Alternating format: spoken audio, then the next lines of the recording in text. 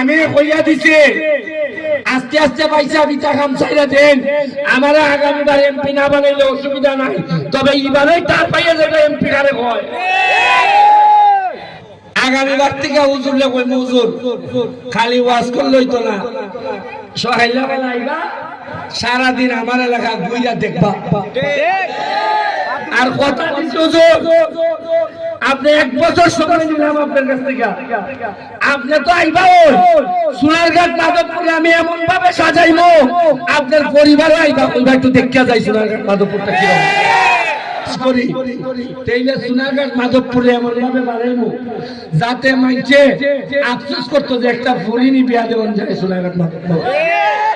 এটা আরম্ভ হয়ে গেছে, শুরু হয়ে গেছে।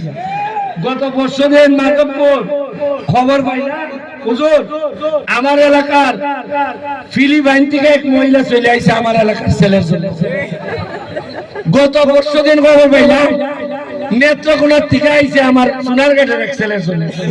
আমি কইলাম বেটাই কাম শুরু করলাম না মাত্র 1 মাস, কই যদি এভাবে আওয়াজ ধরে আল্লাহ মাহবুব জানে সোনারঘাট মাধবপুর কোনা গিয়া শেষ হইব।